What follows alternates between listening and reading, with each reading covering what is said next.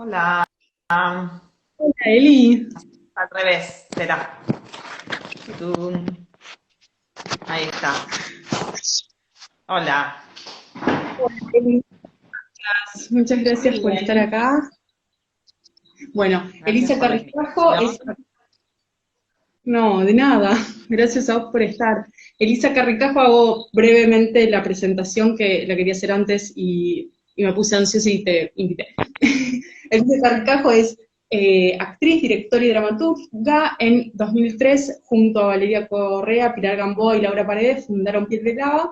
Trabajan desde entonces en procesos creativos, estrenaron Colores Verdaderos, Neblina, Tren Museo y en 2018 fueron convocadas por el Teatro Sarmiento a hacer una retrospectiva de todas las obras, un workshop sobre creación colectiva y a partir de ahí una creación en residencia y surgió el trabajo de Petróleo.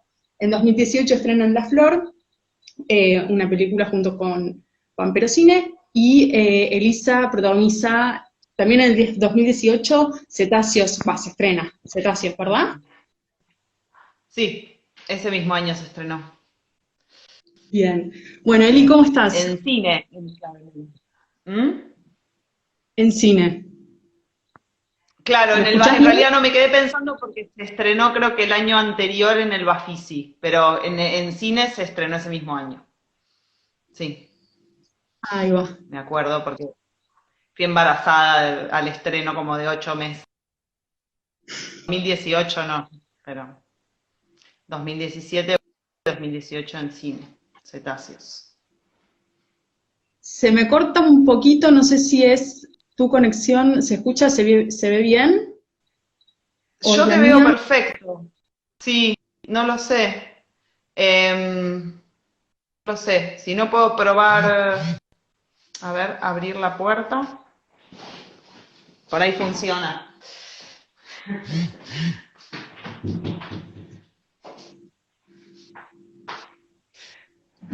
Del- de la alta tecnología, ¿no? Pero es que estoy arriba y a veces funciona abrir la puerta. Así las Bueno, cosas. así las cosas. Ponele. Probemos ahí. Mm, Bueno, quería un poco también comentar y empezar un poco. Voy a primero, recién me resalté como una cita. Vos también sos licenciada en comunicación. Sí, bueno, no soy licenciada en realidad. Hice toda la carrera y nunca, nunca presenté la tesis. O sea que soy como, ponele que hice la carrera, Que pero casi. no terminé, no tengo un título. Sí, Bien. Supongo que lo es tendrás como, a Nicolás y yo busqué un audio, pedí el audio para la pronunciación, a ver si se escucha. bufió. ¿Se escuchó? Sí, sí. De la forma Yo le dije relacional. burrié toda la carrera, ponele, ¿querés decir eso? Seguro. Sí, perfecto. Yo le dije, simplifiqué así, pero sí. Poquiu. Bien. No sé cómo se dice. Busqué. Sí, ¿Viste? Es re difícil. Lo rebusqué. muy Bien. difícil. Busqué un... No, voy a leer una cita porque me parece que hay algo que que toda la charla con vos, un poco a partir de esta cita, se me organiza, que dice Nicolás Sí. Borreo, en la forma relacional, en estética relacional, el arte es el lugar de producción de una sociabilidad específica. Queda por ver cuál es el Mm, estatuto de este espacio en el conjunto de los estados de encuentro propuestos por la ciudad, cómo un arte mm, centrado en la producción de tales modos de convivencia puede volver a lanzar, completándolo el modo moderno, el proyecto moderno de emancipación. ¿De qué manera permite el desarrollo de direcciones culturales y políticas nuevas? Tiro mm. esta a todo este choclazo, un poco porque me parece que en varios puntos podemos volver a esta cita y pensarla, como me pareció un poquitito organizadora. La, mm, Sí. la charla pasada, que fue la primera charla de Teatro y Bermú, fue con Gustavo Tarrío y la comenzamos comentando una situación que el FIBA, el Festival Internacional de Teatro, había reposteado y en una historia el contenido de esta charla. Después, hablando con otra gente y tal, bueno, un poco lo que me parece que estaba bueno aclarar es que, no, digamos, de mi parte por lo menos, no es que hay una queja en cuanto al reposteo y a la difusión, sino como una ausencia y un vacío en políticas y pensar con un poco más de creatividad qué es lo que se puede hacer en el contexto actual, ya que son las instituciones las que tienen, se supone, mayores recursos. Más allá de los recursos específicos económicos, digo, porque que los recursos económicos pasaron a salud, pero tienen otros recursos que no son los mismos que la de una sala independiente, y en todo caso nos parecía un poco poco, o a mí me parecía un poco poco, solamente que la conexión con quienes estamos generando contenido y quienes estamos laburando sea solamente un reposteo. Y un poco de eso charlábamos nosotros. Y creo que lo charlamos antes de esto que sucedió. Elisa también trabaja en planta. Si querés contar un poco, Eli. Bueno, Planta es un espacio que coordinamos en principio con Juan Onofri Barbato, que está en Parque Patricios, que tiene 1 año, pero bueno, somos un equipo de gente más grande. Y bueno, o sea, tuvo su primer año de funcionamiento y ahora funcionó 1 mes y estuvo cerrado todo este tiempo. Y sí, bueno, es un espacio en Parque Patricios que está como ligado a lo escénico y también al cine. Funcionó un cine durante el año pasado, curado por Benjamin Neistat. Y no, pensaba en relación a las cosas que decías a esta sensación de parálisis que aparece en los espacios oficiales ante la contingencia de la pandemia, de la cuarentena, la sensación de que, o en algunos espacios oficiales, ¿no? Por eso digo, no es por quejarse del reposteo, me parece que está bien pensarlo así, pero sí que está bueno pensar qué esperamos de los espacios oficiales en este contexto, o qué esperaríamos, o qué imaginaciones podrían aparecer, ¿no? Porque sí siento que desde la cultura independiente empieza a aparecer una imaginación ante el desastre, digamos, que tiene que ver primero con la creación de organizaciones nuevas. Digo, bueno, mañana y pasado va a ocurrir el Festival PIT, que yo no formo parte, pero es admirable cómo las compañeras y los compañeros en tan poco tiempo armaron, digo, una estructura, una organización, un festival, empiezan a proponer, mismo en escena, que bueno, nosotras formamos parte de escena, ambas, espacios escénicos autónomos, hay un gran crecimiento de la organización, de las ideas de lo que se puede proponer. Desde las salas empieza a haber ideas curatoriales, propuestas, y las sensaciones que desde los espacios oficiales, no desde todos, pero bueno, por lo menos en ciudad y en algunos espacios de nación también, hay una especie como de parálisis, ¿no? Como unas liebres que las agarró la luz en la ruta y que quedan como mirando así, como sin saber qué hacer. Entiendo que muchas veces no tienen presupuesto, porque algunos presupuestos fueron desviados a salud, pero hay un capital que sí tienen, en términos de nuestro amigo que no sabemos cómo nombrar, que bueno, que ahí está, ¿no? Que muchas veces son personas que trabajan en el lugar, o bueno, programadores, ideas, y no hemos visto en estos meses un desarrollo.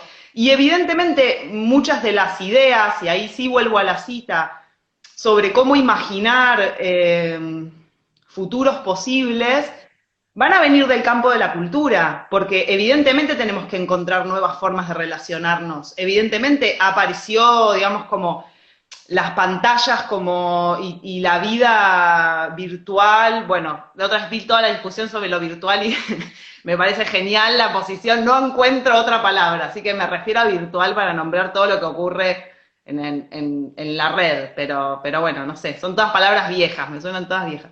Pero bueno, evidentemente hubo un crecimiento de eso y un problema con lo presencial que se viene, ¿no? Vamos a decir, bueno, ¿qué va a pasar con lo presencial? ¿Qué va a pasar? O sea, ¿cómo van a ser los reencuentros? ¿Qué vida nueva se viene? Y bueno, evidentemente la imaginación sobre esa vida va a venir muchas veces, por lo menos en el mejor de los sentidos, desde los sectores de la cultura. Y si no hay una articulación del Estado y el pensamiento con los sectores de la cultura, es un problema, porque ellos también se van a tener que reinventar. Entonces, bueno, qué sé yo, es como que en eso sí creo que, digo, que ahí hay mucha tela para cortar en relación a lo que pasó y a la parálisis con la que se manifestaron, como si no tenemos, bueno, no hacemos nada, bueno, el ejemplo del Complejo Teatral de Buenos Aires, donde los empleados del complejo fueron a trabajar a hoteles donde están personas con COVID leve, ¿no? Lo cual, bueno, uno pensaría que está muy bien porque es una pandemia, o cierto sector de la sociedad pensaría que está muy bien que se mande a las personas que trabajan en la cultura. Y por supuesto que lo más importante en este momento es atender la emergencia sanitaria, pero hay una emergencia cultural también. ¿Por qué estamos enviando personas que no son idóneas a trabajar a la emergencia sanitaria cuando hay una emergencia cultural también y esas personas podrían estar articulando con la emergencia cultural o haciendo una mesa de trabajo, pensando? Y eso no sucedió y eso es una pena, eso pienso. Sí, estaba bueno Me lo voy a que tomar un hablábamos el traguito de otro vermú, día. no te hablé tanto. Ay, salud también. Salud, ¿vos qué vermo estás tomando? ¿El rojo? Ah, vos sos del rojo. Ajá, el rojo. Vos sos Lo del preparé con rojo. limón, buenísimo. Mm. Bien, yo soy del blanco. Eh, no, que hablábamos el otro día y vos me nombrabas a la distancia que existe entre los trabajadores del complejo, por ejemplo, y los artistas. Entonces, por ahí una posible como idea Mm. utópica, ¿no? Como de acercar a esos dos grupos que en la práctica siempre estuvieron muy escindidos, digamos. Eso me parecía que era algo que estaba bueno nombrar. Sí, fue como una idea un poco alocada que circuló en un momento, pero que bueno, no sé, no encontró como su cauce, que es decir, si todas las personas de la cultura independiente, sobre todo las que tenemos espacios, estamos ante una emergencia cultural y bueno, y estamos tratando de sostener los espacios como podemos y los grupos de teatro tratando de sostenerse como pueden, y las personas que viven exclusivamente de su trabajo como artistas con muchas dificultades. Eh, y el Estado tiene una planta permanente de empleados que trabajan en sectores culturales y con los cuales siempre el ingreso al teatro hay históricamente problemas porque las formas de producción del teatro oficial son muy distintas a las formas de producción del teatro independiente, los tiempos son otros, los métodos son otros. Qué ocasión privilegiada para generar un momento de encuentro, aunque sea de diálogo, de decir, bueno, ¿cómo trabajan ustedes? ¿Cómo trabajamos acá? ¿Qué se podría encontrar? ¿No? Digo, una vez que esas personas estaban paradas y nosotros también de alguna manera, ¿no? Creo que hubiera sido, y ojalá que suceda en algún momento, ojalá que en algún momento aparezca esa propuesta y sea posible, porque creo que ahí hay una clave también, en el vínculo entre los artistas y los trabajadores de los espacios oficiales, hay una clave también para resolver algunos de los problemas de la articulación de la cultura independiente y los espacios oficiales, en ese diálogo. Y bueno, es un buen momento, todavía es un buen momento para hacerlo. Así que ojalá. Sí. Eli, vos justamente tenés muchísima experiencia con las chicas de Piel de Lava en armar una comunidad propia, un equipo creativo, llevar adelante procesos creativos y que eso mismo, luego, digo, más allá, es como, bueno, se juntaron en su momento para generar una obra. Después, quedan en el tiempo, siguen generando obra, pero hay algo de esa dinámica de comunidad que podría ser abstraerse y pensar, digamos, tiene unas lógicas muy particulares, ¿verdad? Mm.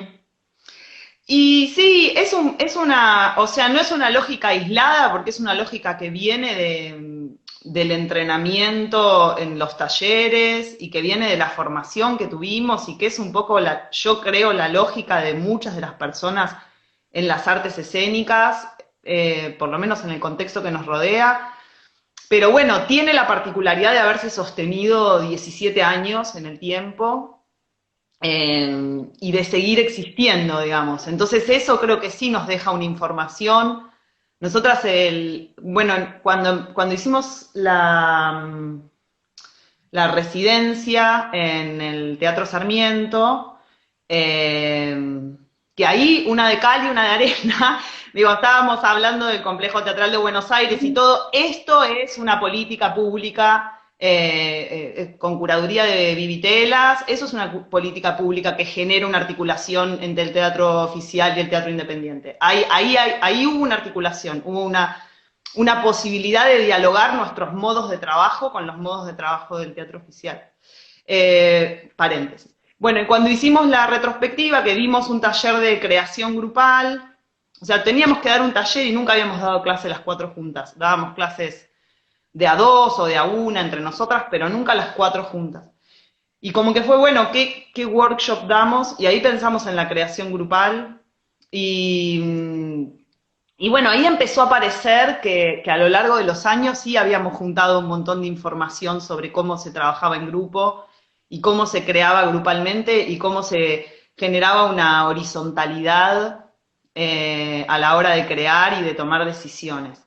Y estuvo buenísimo porque al mismo tiempo que estábamos como metidas en una especie de lavarropas de hacer las obras y hacer la obra nueva y todo, hubo que ir bajando para poder comunicar todo lo que esa experiencia nos había dado.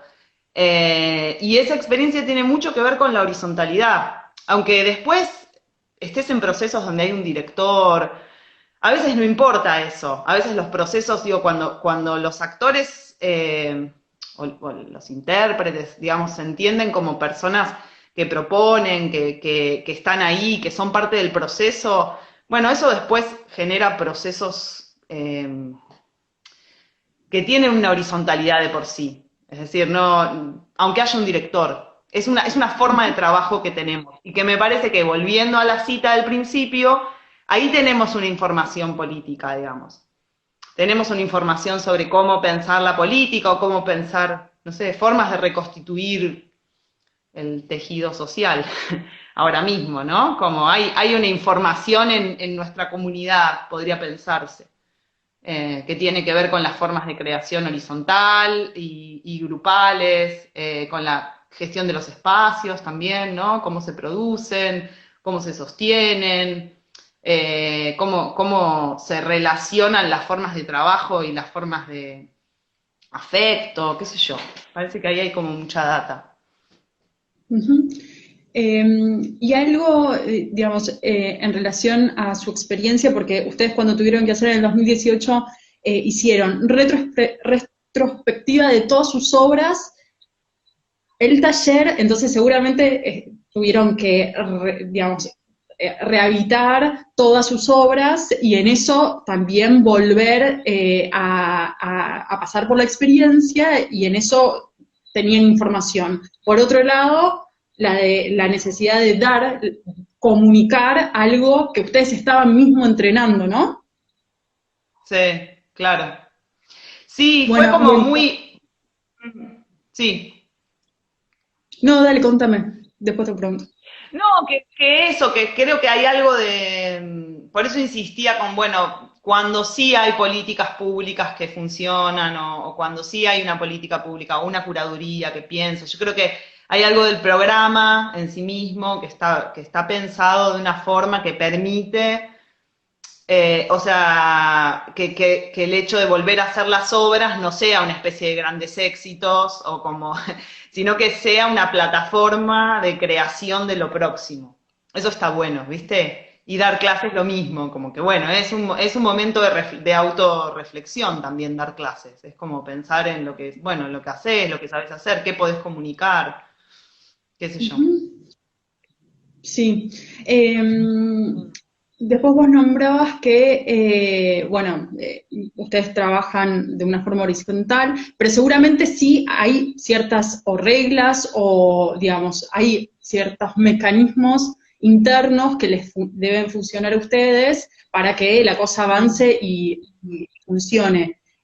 Como me interesaría saber un poco la cocina de eso, que supongo que también al dar el taller y al haber visto algunas otras grupalidades, no deben Sí. funcionar igual, pero algunas cosas en común deben tener y después otras que no, que deben ser particulares de ustedes. No, creo que lo que apareció ahí era que había como procedimientos creativos que se habían repetido, que eran siempre los mismos y que se podían sistematizar, que tenían que ver con formas de abordar la investigación para llegar a la obra, eh, con algo que empezamos a nombrar como mecanismos o dispositivos que eran una especie como de reglas internas del juego, ¿no? Como decir, ah, bueno, en todas las obras establecemos, después también la palabra dispositivos se usa para muchas cosas en artes escénicas, entonces no sé si es, pero le encontramos como nosotras un sentido, en el sentido de que nos funciona, que es como, bueno, una especie de regla del juego interna que hace que puedas estar adentro y afuera un poco, o sea, que no haga falta siempre una mirada externa, o que si hay una mirada externa, como es nuestro caso, pues nosotros trabajamos desde hace 3 obras con Laura Fernández, que no actúa, pero escribe y dirige con nosotras, pero sí hay como un procedimiento que llamamos como de jerarquizar la mirada externa, que es que la mirada externa tenga el mismo valor que la interna. Entonces también se entrena un poco el estar adentro y afuera, como ir y venir, poder estar actuando, pero a la vez construyendo, digamos, la escena. Y eso, entonces son mecanismos que generan horizontalidad de por sí, porque bueno, son reglas que son para todas la misma, digamos, ¿no? Como no hay una posición privilegiada de la mirada ni de nada. Y después hay como una especie de renuncia, eso nos dimos cuenta y está bueno, como una renuncia a la autoría, que es re importante, ¿viste? Como una especie de realmente desprenderte de los materiales, porque a veces creas en grupo, pero estás muy encariñada con tu material y eso es tuyo y lo hiciste vos y acá hay algo que funciona, que es que realmente nos olvidamos quién hizo qué. O sea, las escenas obviamente no es que por ahí la escribe una y la corrige otra y tenés que aprender a aceptar que la corrigió sacó lo que a vos, esa palabra que a vos te gustaba, que te parecía que iba ahí, y bueno, esa renuncia como de la autoría está bueno también para entender que hay una especie como de mente colectiva ahí creando, que es distinta de lo que es un proceso más individual de creación. Y que eso, bueno, eso es correr un poco, sí, sí, cierto lugar de la posesión de las cosas, ¿viste? Que bueno, que nada, que para un proceso colectivo tenés que abandonarlo. Tenés que no tenés que estar actuando y pensando en esto, porque si vos pensás que eso lo escribiste vos, nunca te va a gustar como lo dice la otra, ¿entendés? Como que hay algo que tenés que soltar ahí y eso también, ¿no? Como una renuncia a la... Sí, olvidarte. Eso está bueno, como entregarlo a a la bolsa colectiva de ideas. Sí, Eh, pensaba también, nosotros desde Sala de Máquinas pensamos bastante y en relación a cómo construir comunidad, ¿no? Y, que supongo que por ahí en planta, va, en nuestros espacios es es una necesidad por un lado, porque para llevar adelante un espacio independiente es súper necesario, Sí. que lo gestione, y por otro lado el interés de estar con otros, entonces cómo nos inventamos estar con otros y con otras. Y Ujú. recién que vos decías, bueno, es la voz de una fuerza colectiva, que no necesariamente es la suma de las individualidades. No, claro. Eso es todo un tema. Porque no es la suma de las individuales. Lo lindo a veces como de lo colectivo es que es otra cosa. Eso hablamos mucho con las chicas, ¿no? Que a veces hay como que las obras empiezan a hablar en un momento, ¿viste? Como que cuando vos empezás a escribir una obra, hay un momento que la obra habla sola y ya ninguna sabe más de la obra que la obra en sí misma, ¿viste? Como que la obra empieza a saber y eso es como, yo creo que esa es la inteligencia colectiva, que en los procesos se ve más claramente y que a veces cuando, bueno, se trata de construir comunidad y todo eso, es más difícil identificarlo. Por ahí cuando estás creando un objeto, es el objeto el que empieza a hablar. Cuando estás creando una comunidad, bueno, ahí es más difícil diferenciarlo, pero creo que opera lo mismo, opera una inteligencia colectiva que es como otro ser, digamos, más grande y más inteligente que todas las personas, ¿viste? Algo de eso. Es un poco, no sé, se pone un poco mística la visión, pero es medio así. Como que en un momento ya no pensás con tu cabeza. Y creo que lo más lindo que te pasa es que cuando realmente puedes pensar con la inteligencia colectiva y no con tu cabeza. Como que eso es hermoso, es un momento como muy gratificante de la creación, ¿viste? Cuando realmente como los momentos de hallazgo son muy felices, ¿viste? En los procesos creativos, porque es como, o sea, recuerdo escenas de estar todas tipo saltando y gritando porque apareció, ¿viste? Apareció como lo que tenía que ser y lo reconoces enseguida cuando aparece. Por eso también es como que también se entiende algo, me parece, ahí de lo que es lo colectivo. Uh-huh. Ustedes trabajaron también durante mucho tiempo junto con otro colectivo, con Pampero Cine, y ahí se encontraron, digamos, supongo que eh, primero dos colectivos distintos, y por otro lado también hay algo en los modos de producción, que justamente Pampero Cine es el antiejemplo de la producción en cine, de lanzamiento y de distribución. Mm. Nada, me reí porque alguien dijo que era muy acuariano mi punto de vista. Sí, Pilar. Sí, a ver, fue como un encuentro, nosotros nos llamamos muy como grupo y el Pampero Cine también, usamos más la palabra grupo y hay como unas discusiones sobre qué es un grupo y qué es un colectivo y creo que la idea de grupo es como más pequeño, es como que en un grupo todos se conocen y en un colectivo por ahí no. ¿Viste? Porque un colectivo puede ser muy amplio y un grupo siempre es algo más cerrado y más pequeño y más que tiene que ver con... Ah, no, la diferencia que apareció es que en un grupo son todos amigos entre ellos y por ahí en un colectivo no. Esa fue como la última que apareció. Y bueno, y claro, somos dos grupos pequeños, o sea, el Pampero Cine digamos, el núcleo cerrado, bueno, o el Pampero Cine son cuatro, después hay, no sé, unas 10 personas más que forman parte del Pampero Cine y que están ahí.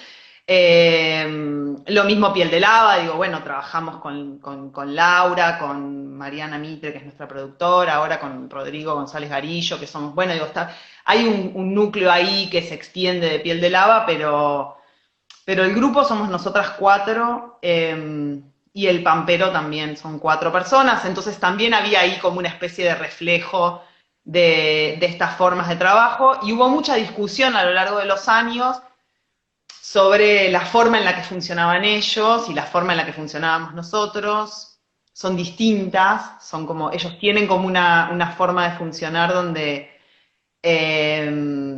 todos trabajan en el Pampero Cine y nosotras hasta la retrospectiva en la Sarmiento, nuestra fuente de ingresos, digamos, no era Piel de Lava.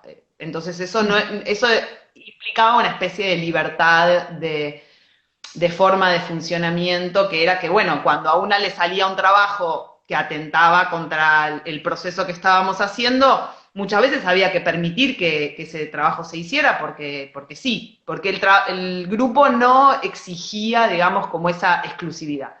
Y el Pampero tampoco, pero bueno, ellos además se generaron una estructura económica y de producción entre ellos.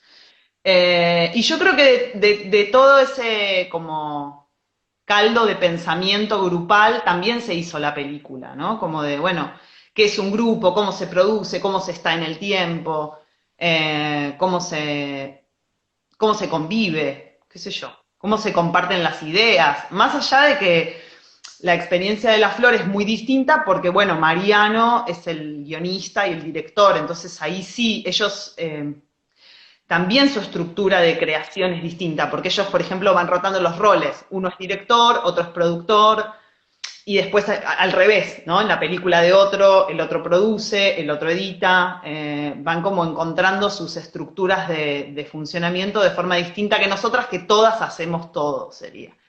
Ujú.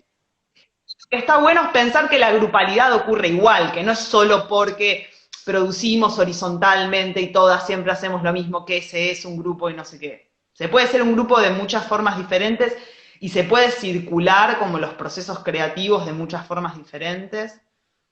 Creo que lo que da un poco la respuesta es el tiempo, es permanecer en el tiempo un poco también, Mm. ¿no? Como bueno, cuando se puede sostener esa estructura en el tiempo es cuando devela su funcionamiento, cómo es, porque cuando vos te lo planteás así como muy de movida, bueno, ¿cómo querés que sea? No sé, no, se arma, me parece más, ¿viste? Es como que todos y los espacios también, y los grupos de personas también, ¿no? Como que Ujú. es muy difícil imponerles una estructura deseada de antemano. Sí.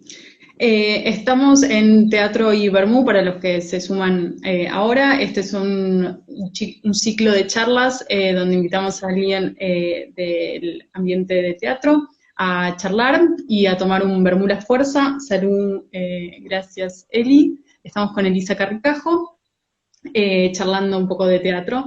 Quienes quieran seguirla después se pueden pedir una pizza a Roma del Abasto y pedir unas pizzas y unas empanadas, que están buenísimas. Eso. Está bien. Y dentro No, también ya, no, que me estoy contaba terminando ya el vermut. yo Quiero decir también. que hoy me di cuenta de algo, de que fui muy educada y no me abrí el vermut hasta hoy. Lo abrí antes de Ah, la charla.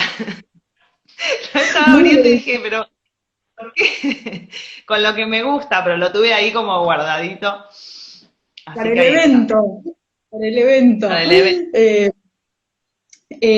Dentro también de la especialización, en el curso de posgrado, hay una clase, ¿no? Con Verónica Cura, que la da Verónica Cura, sobre la industria del cine, y está bueno nombrar algo de la distribución y del lanzamiento que me gustaría que comentes respecto a la película de La Flor, que justamente es el antiejemplo que no entra dentro de los cánones de la forma de producción típica y del Inca, sobre todo. Entonces Ujú. me pareció que estaba bueno un poco que cuentes eh, esa forma que nos puede llegar a servir como ejemplo de algo distinto. Bueno, a ver, fueron como fue una película que tardó 10 años en filmarse, y dura 14 horas. En principio está dividida en 3 partes. eh, lo primero que pasó fue que se terminó la primer parte de la película, y teníamos un compromiso con ISAT porque habíamos hecho un compromiso previo porque, bueno, en un momento necesitábamos dinero y llegó de estrenar la primera parte en el canal de televisión. Pero para cuando llegó esa fecha no habíamos terminado de hacer toda la película. Estaba terminada solo la parte 1. Entonces se decidió hacer un estreno en cines pero que no fuera en Buenos Aires. Y bueno, se estrenó la parte uno, fue muy lindo como ese momento, porque el primero fue en Trenquelauquen, después se viajó a distintos lugares, y eran como caravanas de personas que iban a ver la película, o gente de los lugares, eso fue como muy, no sé, muy hermoso y muy como era la película en general, que es una película que se filmó siempre viajando, como que siempre viajamos para filmar, aunque fuera, no sé, 80 kilómetros, pero casi no se filmó acá en Capital. Se viajó mucho, mucho, muy lejos, y muy cerca también, pero siempre se viajó para filmarla. Entonces, bueno, hubo algo lindo de eso, y ese fue como su primer estreno. Y después se estrenó en el Bafisi en el 2018 la película completa,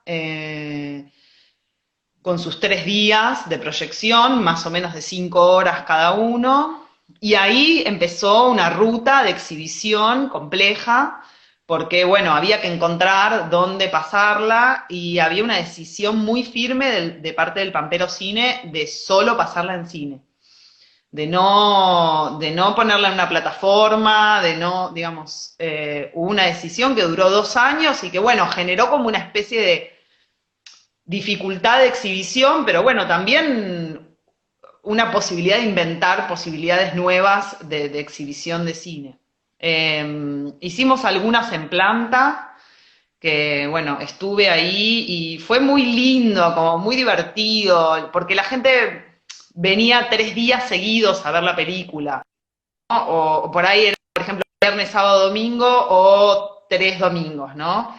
Y se empieza a armar una comunidad también entre las personas que van mirando la película. Hay como una especie ahí de, no sé, de algo muy, muy lindo que circuló. Y después, bueno, ante la situación de la cuarentena se decidió eh, compartir la película porque, qué sé yo, porque sí, porque apareció esa decisión, como estuvo antes la decisión de no compartirla, en un momento fue como, bueno, compartamos la película porque, no sé, o sea, había proyecciones planificadas para este año y no se iban a poder hacer, y realmente era como una pena ponerle un corte tan grande a la circulación de la película con todo lo que implicó para el grupo, para los grupos estrenarla.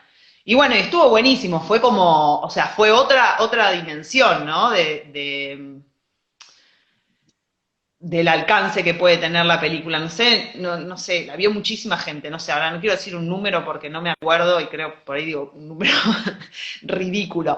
Pero bueno, mucha gente. Después les puedo pasar el link y por lo menos pueden ver cuánta gente la vio porque ahí dice. Si no quieren clavarse las 14 horas, por lo menos Está ven el buenísimo. dato de color.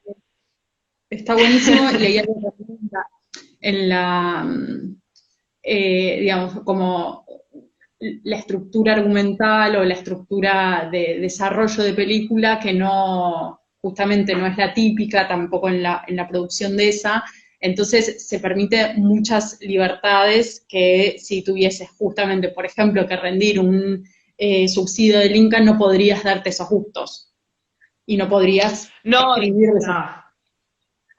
Desde ya, esta película nunca podría haber sido producida en las estructuras que propone el Inca, y esa es una gran disputa que tiene el Pampero Cine, que es muy compleja y que no sé, no me animo ni a abrirla, pero sí es interesante pensar que en la medida en que nos planteamos también otras estructuras de producción, aparecen otras posibilidades de existencia. O sea, una película puede durar 15 horas, que en otra estructura de producción una película no puede durar 15 horas.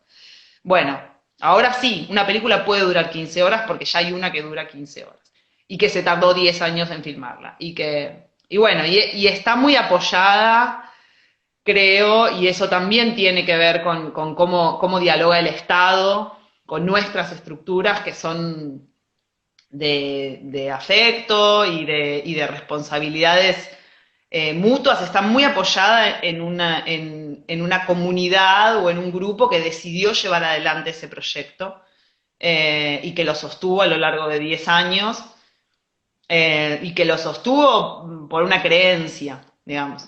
Y esas son cosas que también, que cómo entran en una estructura de producción.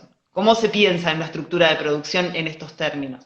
En el afecto, en la creencia, o sea, son cosas que no sé, son como hablar en chino y en inglés, no sé, como dos idiomas que no podrían como...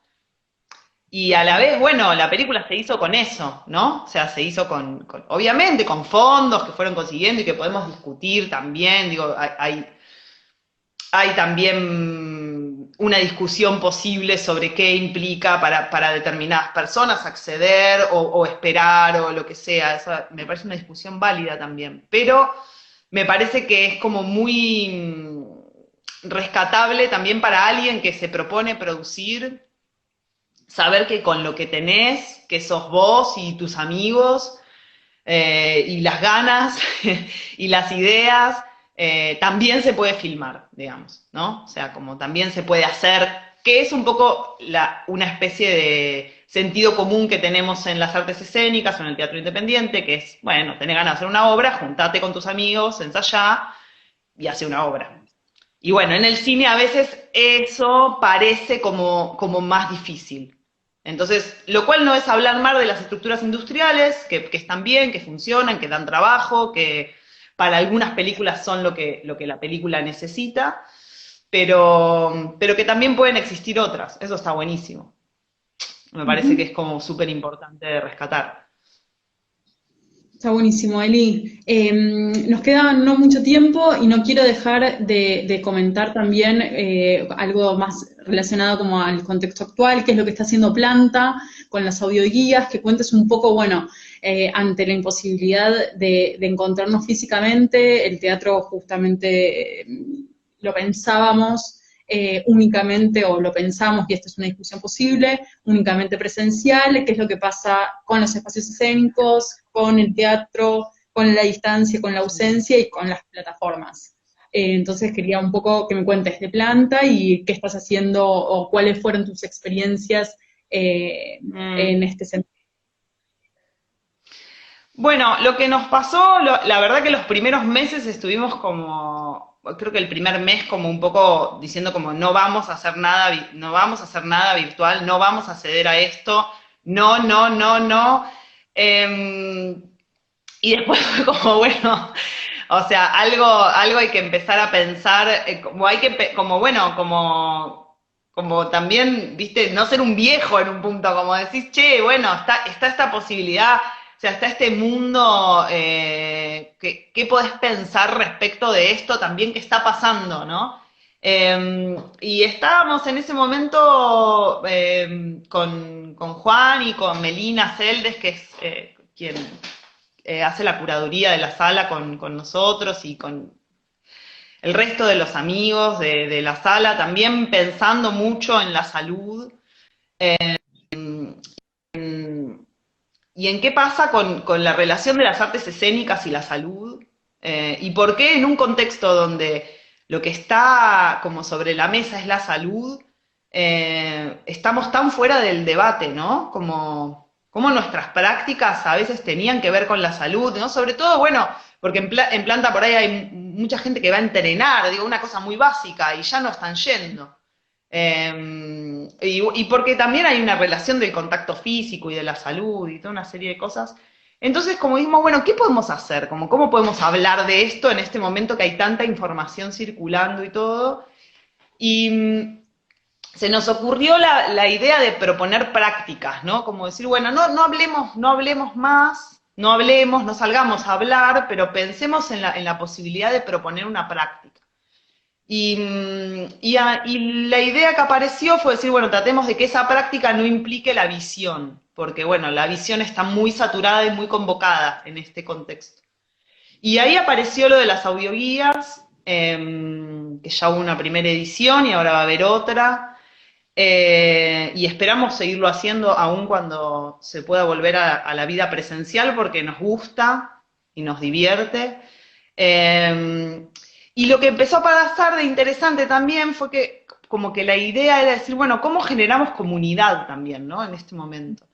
Entonces empezó a pasar algo que, bueno, proponer una práctica al mismo tiempo para un grupo de personas genera una comunidad entre esas personas. O sea, como saber que de última estás solo en tu casa, pero sabés que hay otros 80, 100, 200 que están haciendo lo mismo que vos en este momento y están atravesando como la misma práctica. Y eso es una hipótesis sobre formas de generar comunidad, que nos está como arrojando algunas ideas o cosas, ¿viste? Que estuvo bueno.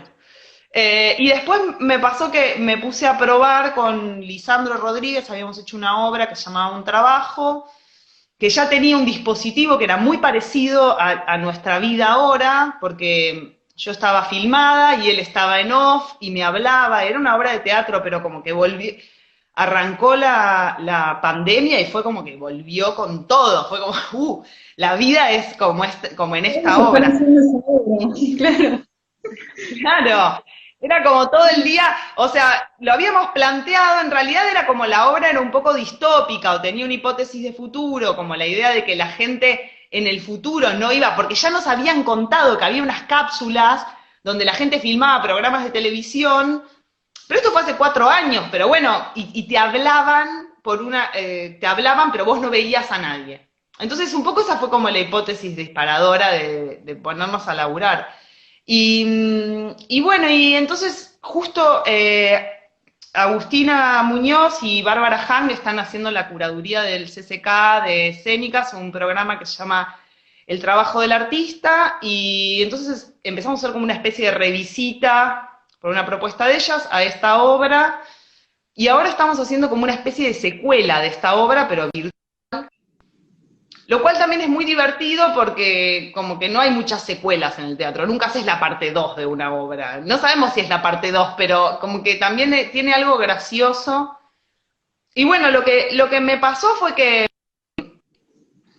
tanto con las audioguías o con esto, o con otras experiencias que empezaron a aparecer, que un poco creo que está bueno también pensar en qué posibilidades abre este contexto, porque si no es como que estamos también desaprovechando un poco la oportunidad de pensar, lo cual no implica para mí no sostener una defensa de lo presencial, o sea, a todo lo que dé, pero por lo presencial, no solo por el teatro, o sea, como defender lo presencial es la batalla que nos espera ahora, como decir, no nos resignamos al contacto y a todo eso.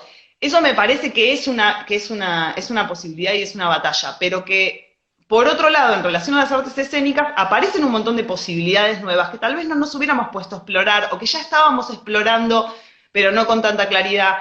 Y es como decir, bueno, qué bueno también, porque estoy viendo de muchas colegas, de personas, de todo, que están empezando a aparecer cosas que dices, qué interesante esto, o, bueno, que te contaba otra vez que me pasó dando clases también, que yo no pensaba dar clases y había quedado en ir a dar un seminario a Fiske, y bueno, y como no pude viajar, terminamos dándolo online, y fue muy interesante lo que pasó también con la actuación, con la comunicación. Eran personas de toda la Patagonia, que eso fue hermoso. De repente yo estaba acá y había gente en Santa Cruz, en Bariloche, en todo el valle, como que era muy emocionante de repente esa posibilidad que por ahí, si podés viajar, no lo haces, y bueno, qué sé yo, como que, no sé, por ahí es una visión un poco optimista, no sé. Pero creo que hay una potencia ahí y que está buenísimo explorarla, aprovechando que hemos estado todos estos meses aquí, Inactivos, en este mundo. Bueno, Eli, estuvo buenísimo, muchísimas gracias. Bueno, Eh, me deja pensando un montón de cosas y creo que está bueno, varias de las cuestiones que estuvimos charlando, estuvo buenísimo. Si quieren, esto es Teatro Ibermú, y si quieren seguirla, la podemos seguir un poco, la idea es algo de lo que decían de planta, un poco así también me lo planteé yo, como bueno, somos varios que estamos mirando esta charla en este momento, más adelante por ahí también da para que empiecen a comentar y que se arme más esa charla de café que podría ser en Roma del Abasto, que no es, porque Roma también está cerrado, pero hace deliveries. La idea es pedirse algo después y no sé si Eli, ¿pensaste en algún link para seguirla después todos juntos? O bueno, cuando se pueda.